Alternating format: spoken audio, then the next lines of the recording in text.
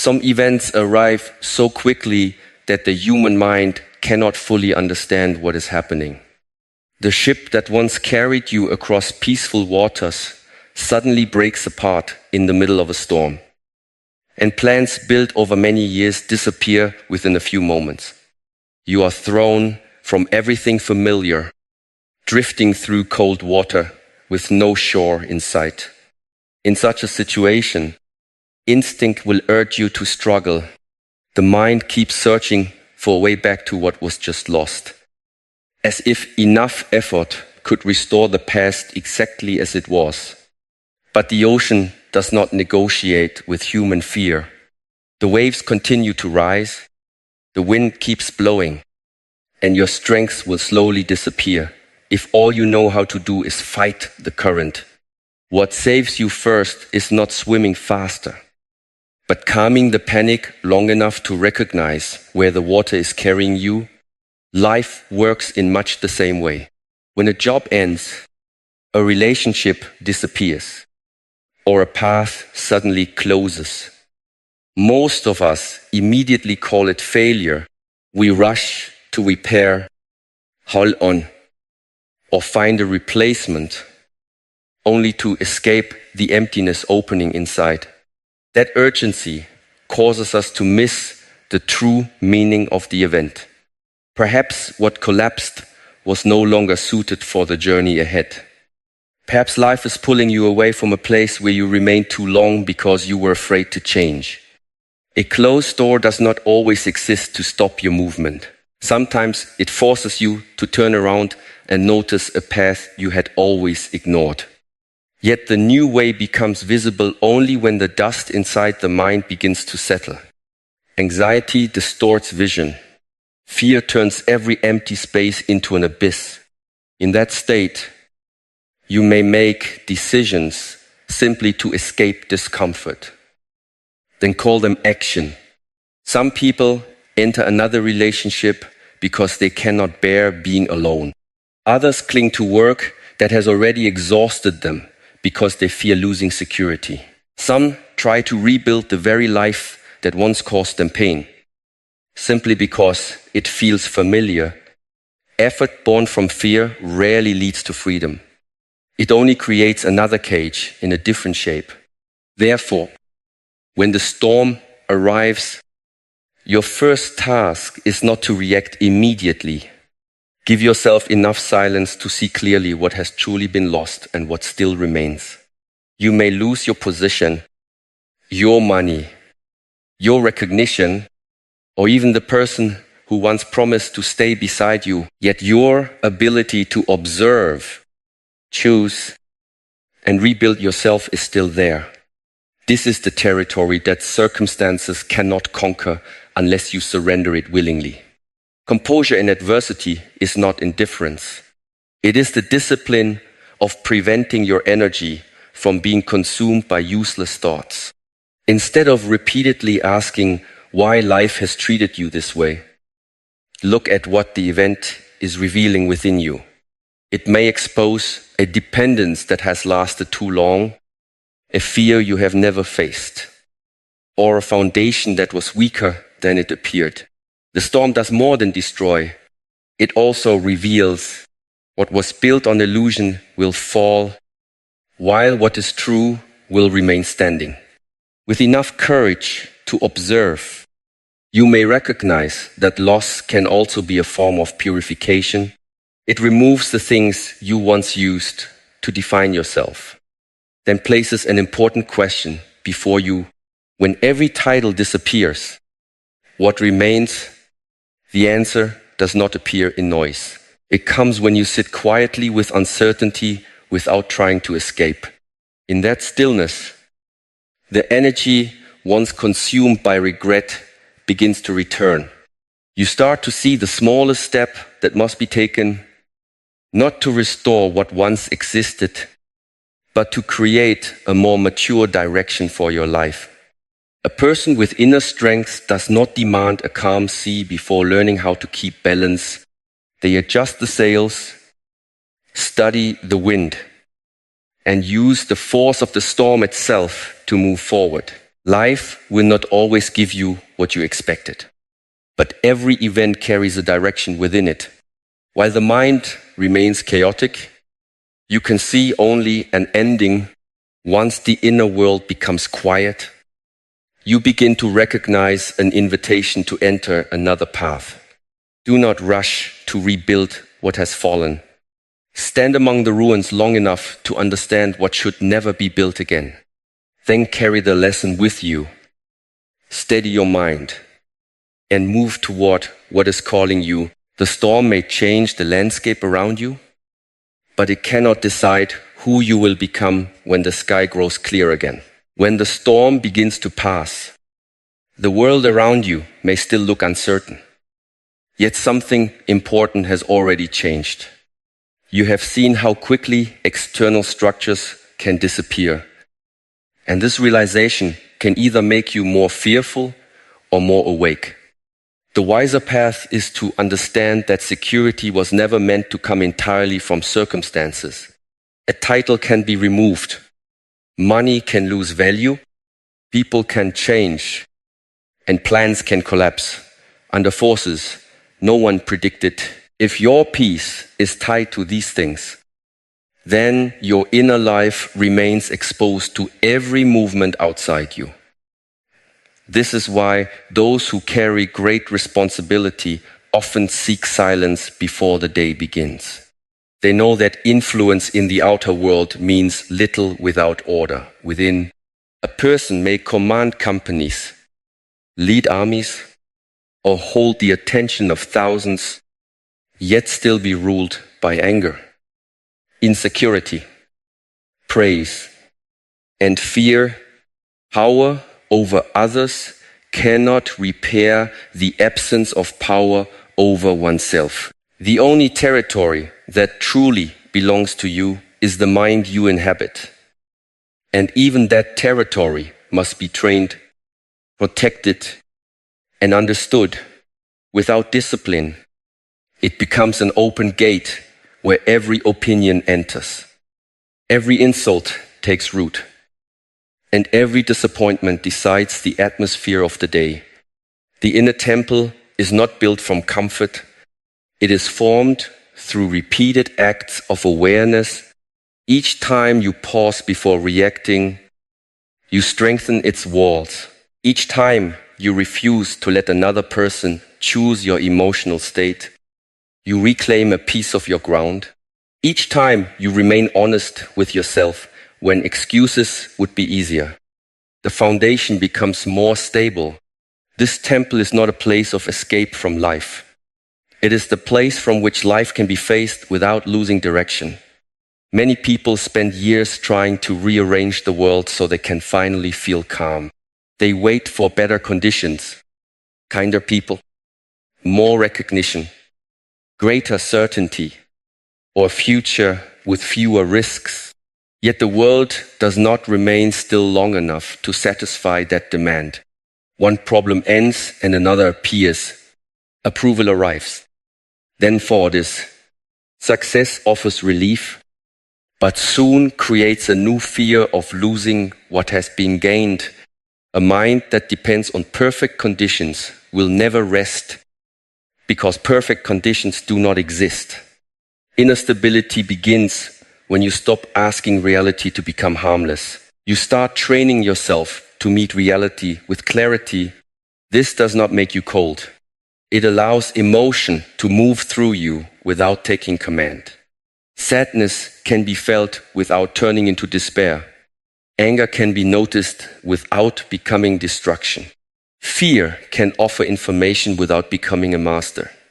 The goal is not to erase what arises inside, but to create enough space between feeling and action so that wisdom has time to enter. Within that space, freedom becomes possible. The person who insults you may control the sound that reaches your ears, but not the meaning you choose to give it. A setback may alter your schedule, but it does not have the authority to define your worth. Uncertainty may surround the next step, yet it cannot force you to abandon your principles. These distinctions are small, but they separate a reactive life from a self-directed one. The quality of your days depends less on what enters them than on what your mind does with what arrives. A calm mind does not make every situation easy. It prevents difficulty from multiplying through careless interpretation. When the inner world is neglected, one event can create 10 imagined threats. A delayed answer becomes rejection, criticism becomes humiliation, and an unexpected change becomes proof that everything is falling apart. Awareness interrupts this chain before it gains momentum.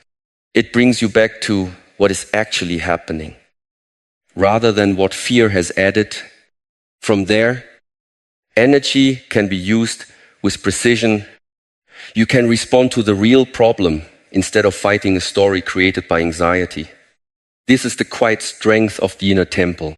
It filters noise, protects attention, and keeps your values visible when emotion becomes intense. No one can build it for you. Teachers may offer methods, books may provide language, and hardship may reveal where the walls are weak. But the construction remains your responsibility. It happens in ordinary moments when no one is watching and no reward is immediate. You build it when you begin the day without surrendering your attention to noise. You strengthen it when you remain steady during conflict. You enter it when confusion rises and you choose observation before judgment. Over time, the mind becomes less like an open battlefield and more like a guarded sanctuary. Thoughts still appear, emotions still move, and the world continues to change. But not everything is allowed to rule you. From this protected ground, you no longer search desperately for safety in unstable places. You carry a center that can travel with you. Once that center becomes strong, the next step is to prepare it before the pressures of the day begin. Because a temple left unguarded at dawn may be invaded before noon. A temple left unguarded at dawn may be invaded before noon. And the same is true of the mind. The first hour of the day quietly shapes the way you meet everything that follows. Before messages arrive, before demands begin, before the world starts pulling at your attention, there is a brief period when your inner state is still yours to direct. Most people give this moment away without noticing. They reach for noise, absorb the moods of others, and enter the day already scattered. A warrior prepares differently. He does not wait for pressure to reveal his weakness. He studies the possible difficulties before they appear, not to become fearful, but to reduce their power. Each morning, sit with the understanding that plans may change. People may disappoint you. Delays may test your patience. And unexpected problems may demand more from you than you intended to give. This is not an invitation to expect disaster. It is a way of training the nervous system to remain steady when reality refuses to cooperate. A person who assumes the day will unfold perfectly becomes fragile the moment it does not. Small disruptions feel personal. Ordinary resistance feels unfair. And emotion begins to govern behavior. Preparation changes this pattern. When the mind has already considered difficulty, the first shock becomes smaller. You recognize the situation instead of being consumed by it. The obstacle no longer feels like an attack on your life. It becomes part of the terrain you were prepared to cross. Imagine the moments most likely to disturb your balance. See the conversation that may become tense. The work that may demand patience, the silence that may trigger insecurity, or the failure that may tempt you to doubt yourself. Then rehearse the response you wish to embody. Picture yourself breathing before speaking. See your attention returning to the task instead of following frustration. Feel the decision to remain aligned with your values, even when emotion urges you toward reaction. The mind learns through repetition, and a response practiced in stillness becomes easier to access under pressure. This is mental inoculation. You introduce a small image of discomfort while you are calm, so the real experience does not overwhelm your system later. Ancient warriors sharpened their weapons before battle. A modern person must sharpen awareness before entering the noise of the day. Without this preparation, the mind becomes easy to provoke. One careless comment can destroy hours of focus. A delayed result can awaken old fears. A minor inconvenience can expose how little control was present beneath the surface. Morning training creates distance between the event and the response. That distance may last only a few seconds, yet within it lies the possibility of a different life. You begin to notice that discomfort does not require immediate obedience. Anger can rise without speaking through your mouth. Anxiety can appear without deciding your direction.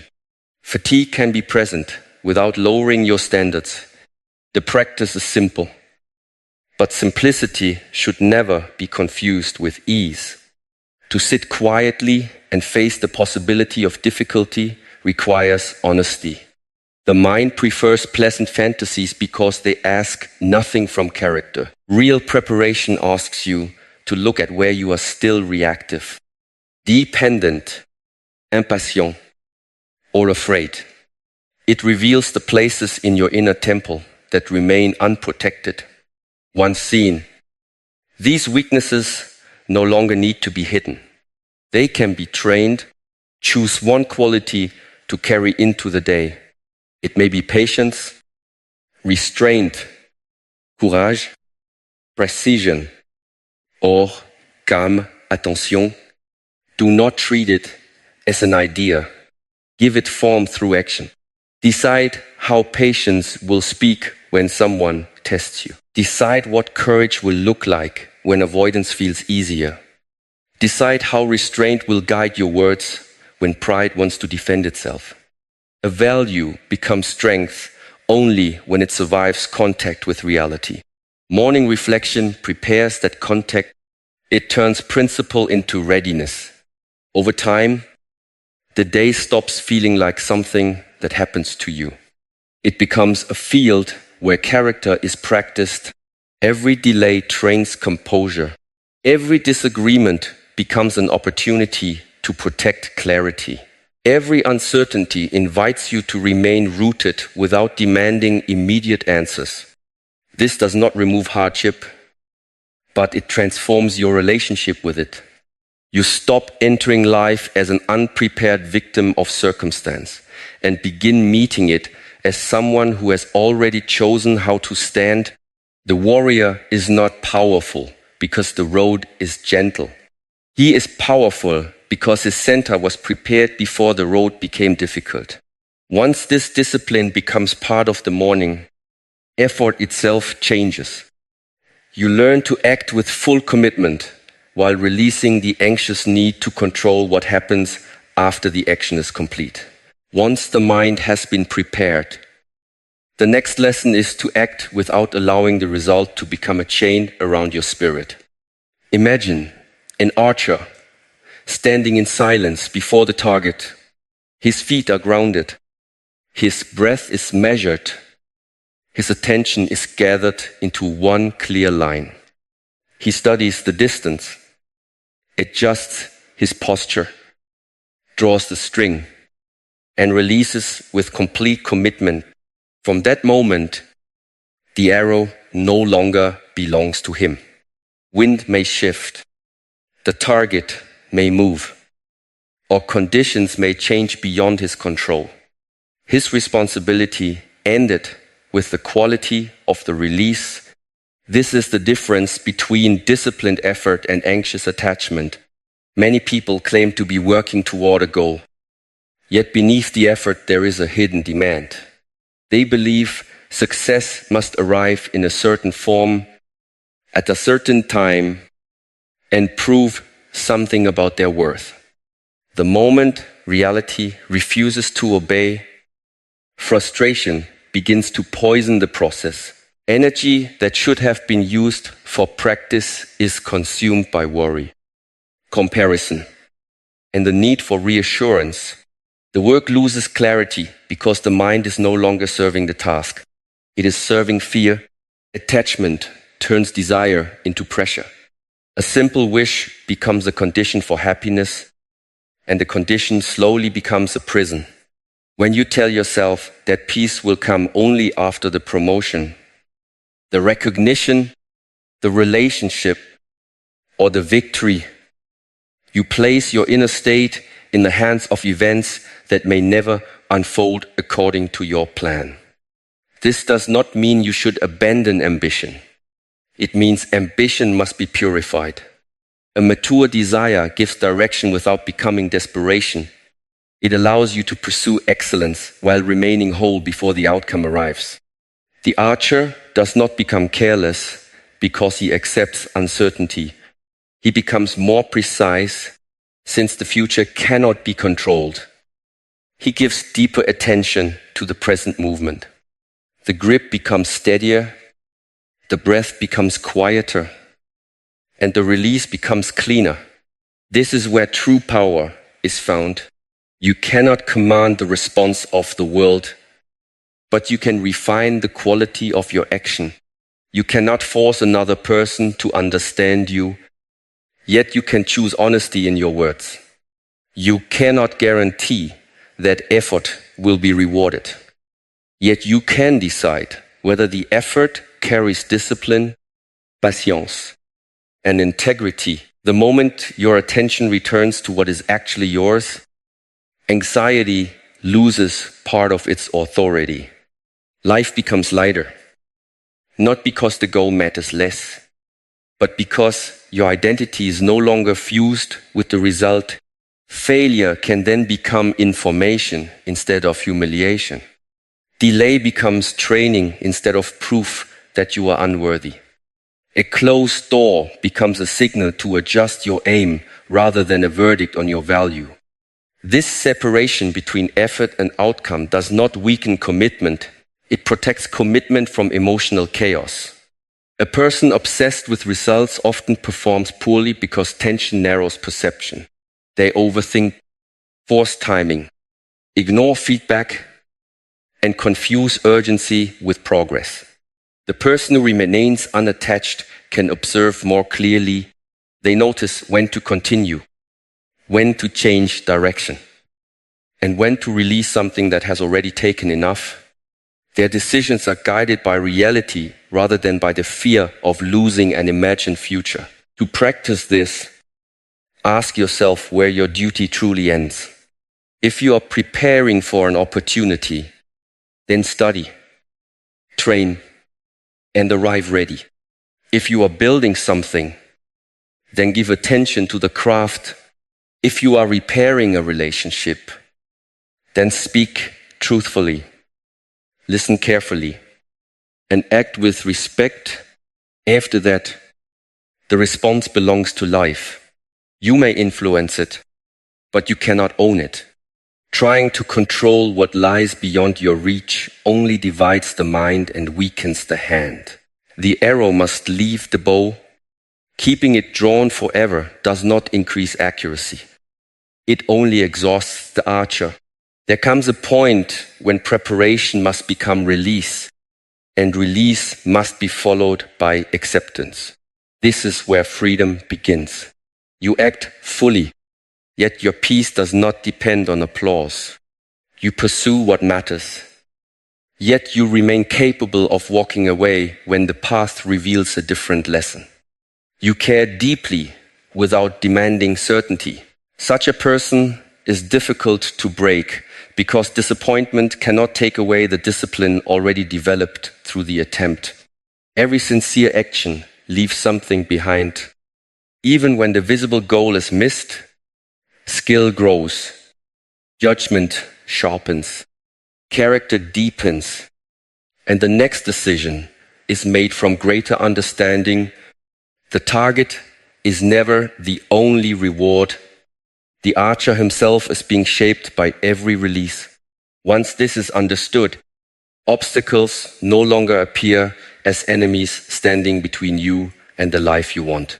They become material, and the next lesson is learning how to use that material as fire. Once you understand that every obstacle can become material, the question is no longer how to avoid difficulty, but how to use it.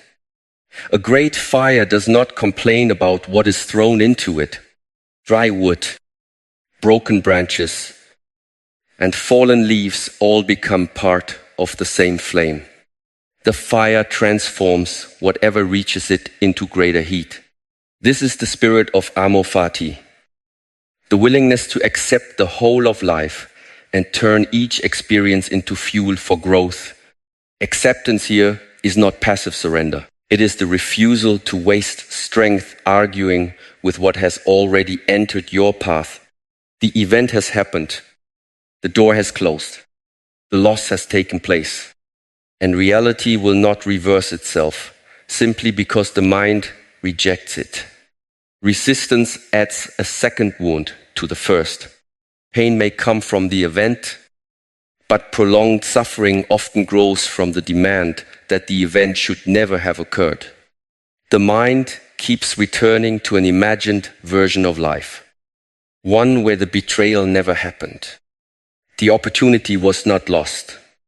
The body did not fail, or the plan unfolded without interruption. Each return deepens the distance between what is and what you insist should be. Energy becomes trapped in that distance.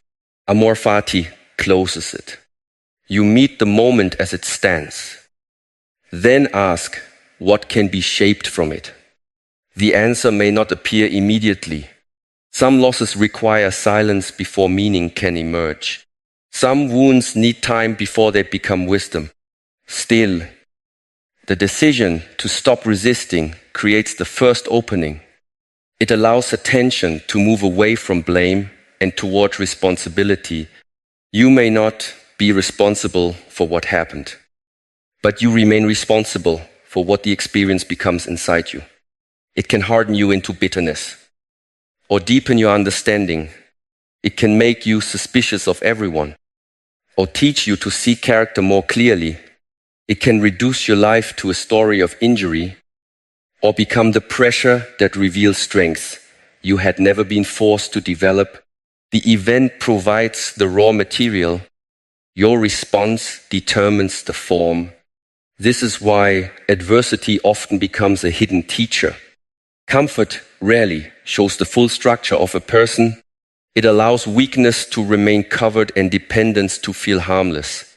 Difficulty removes that protection. Under pressure, impatience appears. Fear becomes visible. Pride begins to speak. And old habits search for control. What rises is not created by the obstacle. It was already present, waiting beneath the surface. The obstacle simply brings it into the light. Once revealed, it can be trained. A difficult person may teach you where your boundaries are weak. A failure may expose where preparation was incomplete. Rejection may show how much of your worth had been placed in the approval of others. Loneliness may reveal that you never learned how to remain in your own company without distraction. These lessons are uncomfortable because they remove excuses. They return the work to your hands. The path becomes stronger when you stop asking why it is rough and begin studying how to walk it. A stone in a road can injure the careless traveler. Yet the same stone can become a step for the attentive one. Nothing about the stone changes. The difference lies in the quality of awareness. To love fate does not mean celebrating cruelty or pretending that every experience feels good. It means refusing to let any experience become useless. Even grief can deepen gratitude. Betrayal can sharpen discernment. Delay can develop patience. Defeat can remove arrogance and rebuild skill on a more honest foundation. When every event is given a place in your development, life no longer divides so easily into what should have happened and what should not. The question becomes simpler. What is this moment training in me? That question protects the mind from becoming a victim of circumstance.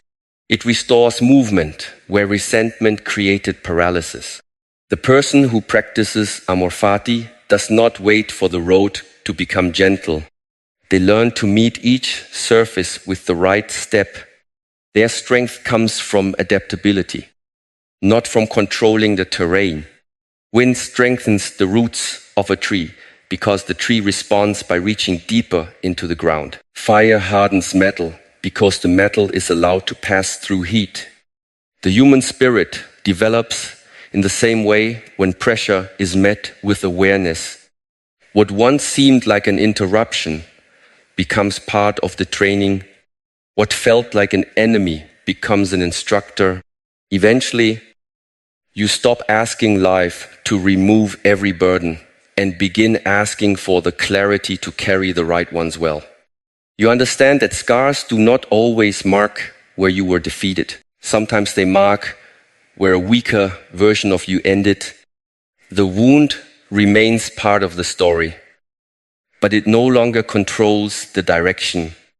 You have taken what arrived without permission and given it purpose. This is how poison becomes medicine.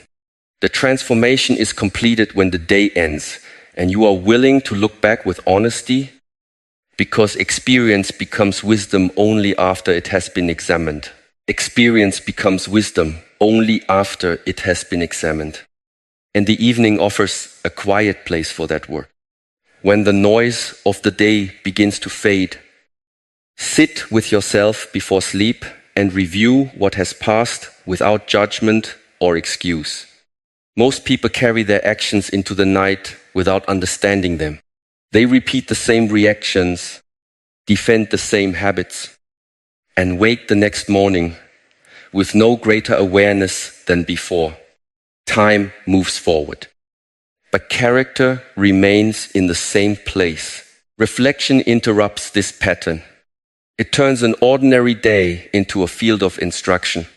The purpose is not to punish yourself for every mistake. Harshness often creates shame, and shame encourages concealment. Honest observation works differently. It allows you to see what happened clearly enough to learn from it.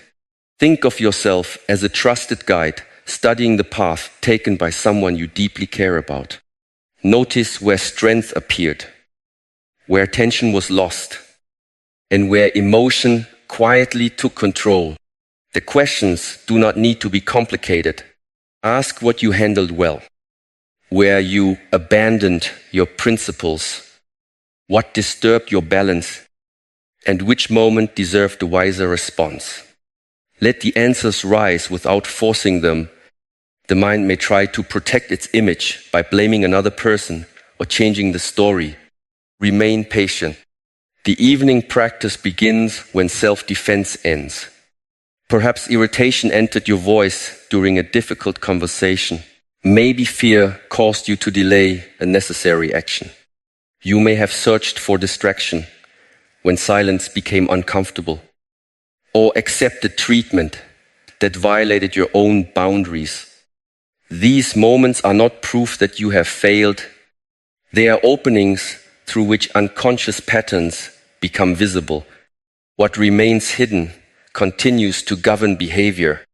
Once brought into awareness, it can be understood and gradually changed. This is why the darkness must be illuminated rather than feared.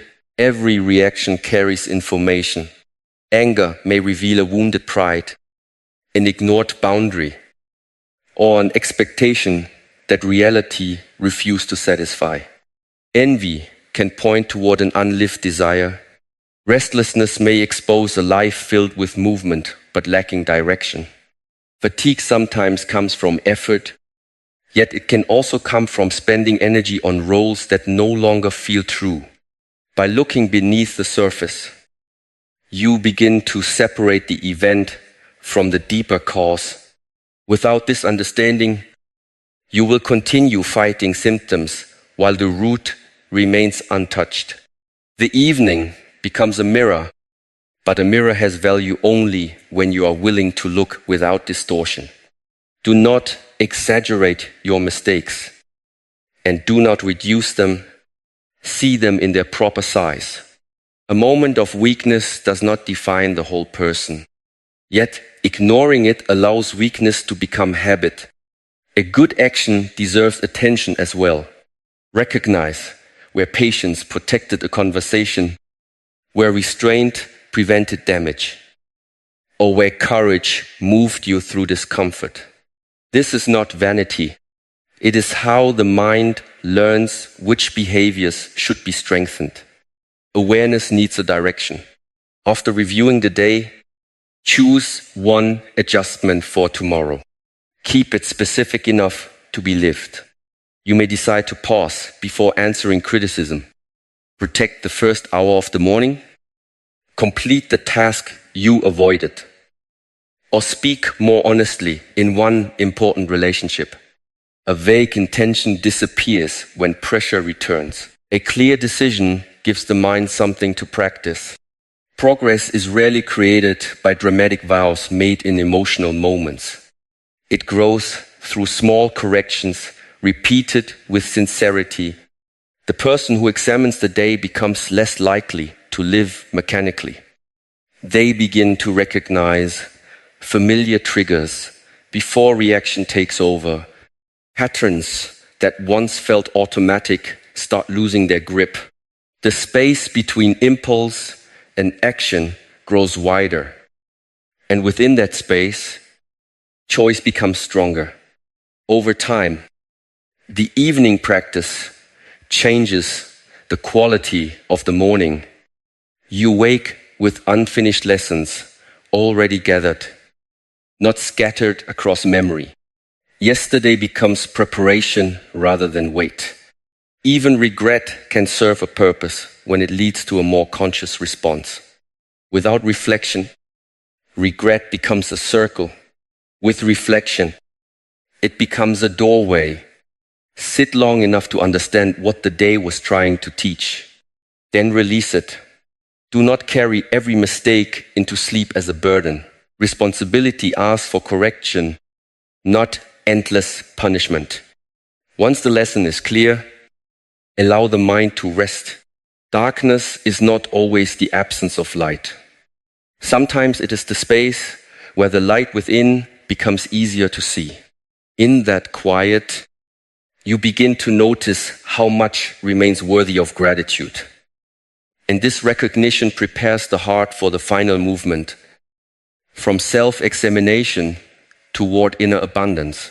When reflection becomes honest, gratitude begins to arise without being forced. You start to notice how much of life was present while your attention was fixed on what was missing. The mind often measures existence through absence.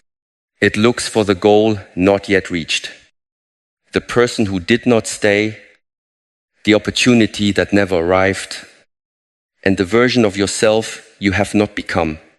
This habit creates a silent poverty, even when life is already offering more than you can see. To step out of that poverty, contemplate impermanence. Imagine waking tomorrow and discovering that the light you once ignored can no longer be seen.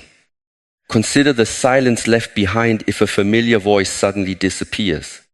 Think of the ordinary movement of your hands, the ability to walk across a room, the warmth of water, the taste of food, the presence of someone whose existence has become so familiar that you no longer recognize it as a gift.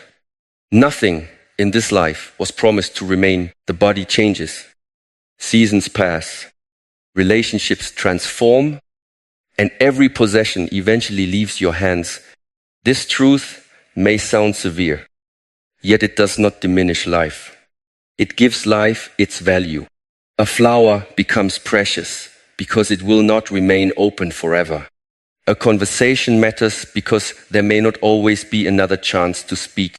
Time with those you love becomes sacred when you understand that no moment can be stored and repeated exactly as it was. Impermanence does not ask you to live in fear of loss. It teaches you to stop sleeping through what is still here. Many people believe gratitude should appear only after something good happens. They wait for success, relief, praise, or certainty before allowing themselves to feel complete. This keeps the heart dependent on conditions. Inner abundance begins earlier. It begins when perception changes. The same life that once appeared insufficient becomes rich when attention is no longer trapped in comparison. Breath becomes evidence that another day has been given. Difficulty becomes proof that you are still being shaped. Solitude becomes space for clarity. Work becomes a place to practice discipline. Even limitation can deepen appreciation because it reveals what was previously taken for granted. This does not mean pretending that pain is pleasant. It means allowing pain to sharpen your sight rather than narrow it. A person who has faced illness may understand the value of an ordinary morning. Someone who has endured betrayal may recognize the rare beauty of loyalty. Loss can teach the heart to hold what remains with greater care. The lesson is costly, but it need not be wasted. Gratitude transforms the way energy moves within you. Scarcity creates tension. It keeps the mind searching, comparing, and fearing that another person has taken what should have been yours. Abundance creates openness. You become more able to see opportunities because desperation is no longer distorting your vision. You stop demanding that life prove your worth through constant reward. Your sense of value is rooted in presence, effort, and the quality of your character. From this place, ambition becomes cleaner. You can pursue growth without treating your current life as an enemy. You can desire more without despising what